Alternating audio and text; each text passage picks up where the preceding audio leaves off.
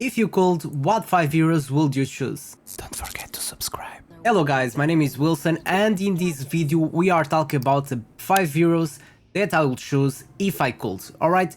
So I'm gonna start with the epics. Okay, the main point of this video is not the epics, but of course I want to talk about the epics, okay? So this will not be part of my top 5 or my 5 heroes I will choose. I'm not including the heroes you can get from events like Ardred or Calavera. I'm not including exclusives because of course we want the exclusives, they are very rare and of course we want them because it's really hard to get them. So 3 epics that I think are very important for your progress and doing all the content is these 3, which I'm gonna show you. I think you're already expecting the names I'm gonna say. So the first one obviously will be Garius, okay? So of course Garius is very important. I've been playing season 1, my season 1 account.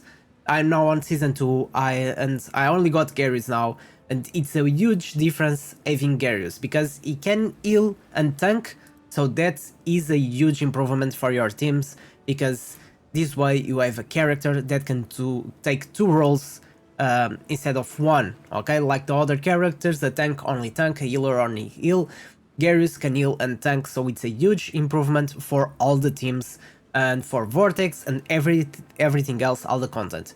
The second epic that is very important as well, which does the similar thing to Garius, it's Frubart. Frubart is the same thing, he can heal, he can tank, and he can also apply attack penalties, so he is also a really great improvement for our teams. And the last one, also important, I don't think not so much like Frubart and Garius, but as well that's important because he helps a lot in all the content, is Vorish, okay? These 3 characters are huge, they do a lot of stuff. This guy will heal, will cause buff prohibition and will dispel, okay? And will dispel these buffs, and if you scroll him, he will have like 40 chance, 50%, 60%, and it's a battle skill, okay? So with this battle skill, he can take he can use this battle skill several times and dispel all the buffs from the boss, and it helps a lot, especially like Curse. You can use it on Goblin Lair and everything else, okay? But of course, if you are not unlucky like me, you will get it eventually with the Starlight Dices and everything else. So let's talk about the 5 ones I will choose if I could, okay? I have other options that I wasn't sure if will be the 5, but the first 3, which I'm 100% sure I would get if I could, which I don't have, let's start with the fire element. So from fire element will be Cinorel. Everyone playing since season 3 that got him, and everyone on season 4, you know, Cinorel, it's huge.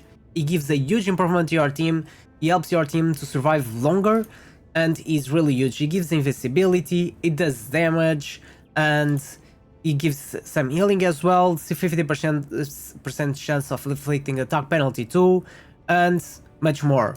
This guy is huge, and I wish I had him because if you guys check the Vortex teams, Cinorel is in every top team, or almost every top team you can find Cinorel is really good. Even if you want to boost your progress, if you want to do Grave of Venom or Grave of Curse earlier, that will be possible. Cinorel is the choice, is the guy that you want in your team to help and improve all your damage, or improve your survivability. He is a real improvement and I will choose him for sure. The next one, and the next 2 are from Ice, so the next one I would say it's Elsabre. This character is huge, especially for PvP, you can use it on Vortex as well, but for PvP this one is crazy. So she gives recovery over time, she gives defense up, she can charm all over the battlefield and reduce ultimate energy by 50%.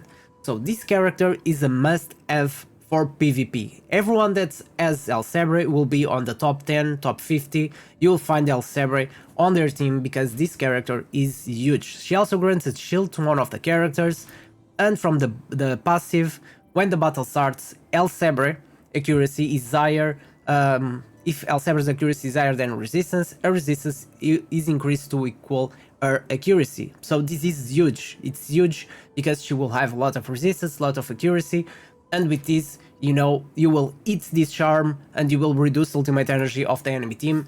If she's the first one to use this ultimate, she will increase the ultimate skill of everyone, and that battle will be a win for sure. So this is my second pick. Then my third one outside Philosia. I don't have her on my main account, I have on my second account, and she's huge as well, especially for Vortex and all the PvE content. She is amazing. She gives so much shields and so much stuff. She gives these shields with damage reduction, control immunity, and this shield is huge. On the battle skill, she gives another shield, more defense up, that will be 2 after you level her up, and on the passive, 15% of the damage taken by an ally will be converted into a shield for them that lasts for 10 seconds. So she's crazy, she gives a lot of shields, shield on ultimate, battle skill and passive, she gives loads of shields. So if you check the top Vortex teams, you will find the Philosia there. She's really, really great. And after this, I was not sure about the characters, so I chose 4, but I'll say the 2 I will choose if I could.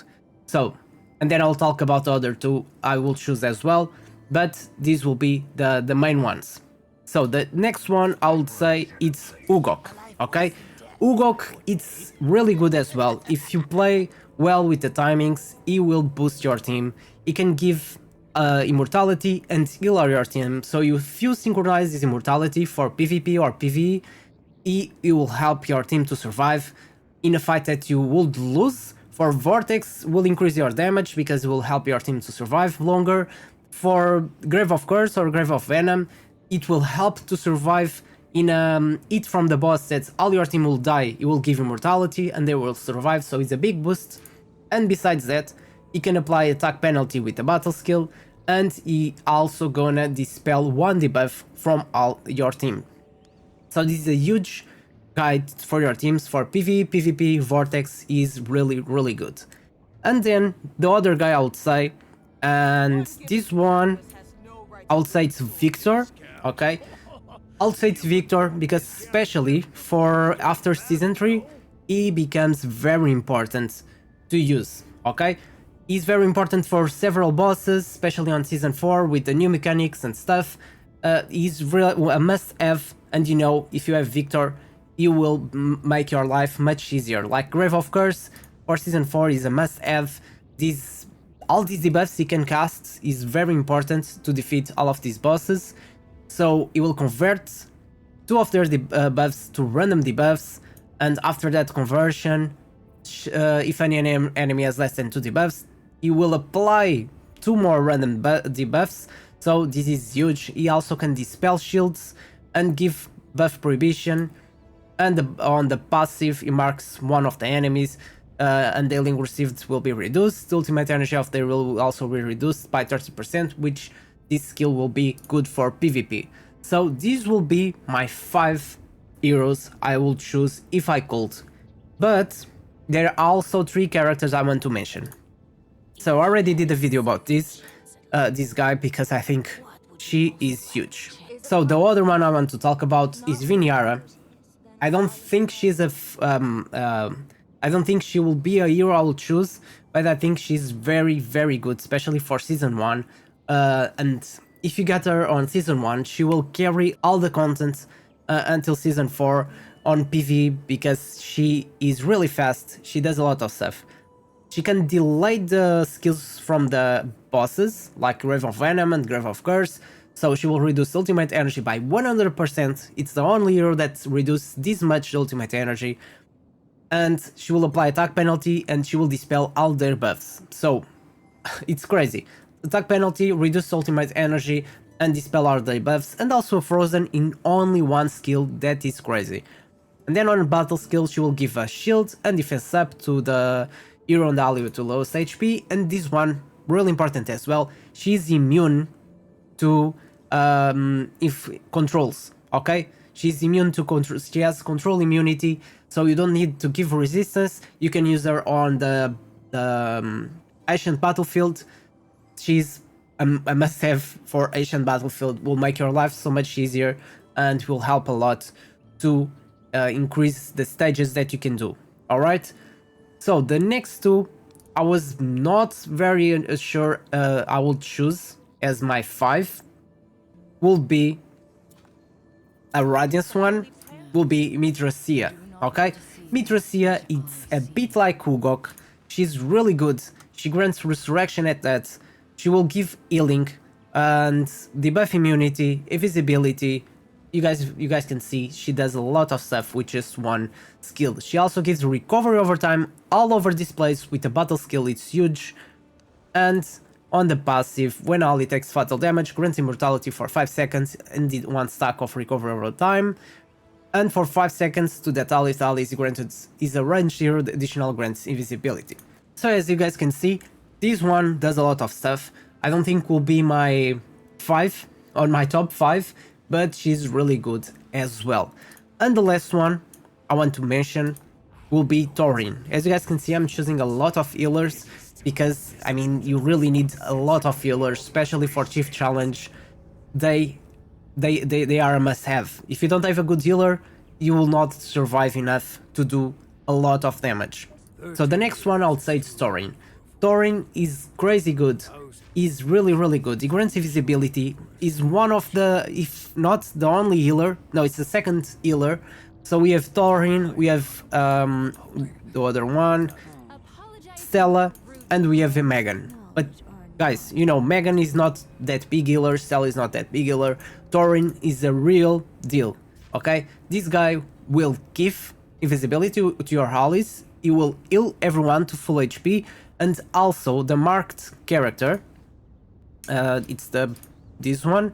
Also, you can place this guy behind your tank and will grant them 25% of his max HP and defense. So your tank will be even more tanky with this guy behind him. So I think he's a really good character to have, especially if you have a good necrotic team without a great healer. It's really hard to manage. So I really think he's a great addition to your teams. Alright, so this is my 5 characters I would choose if I could.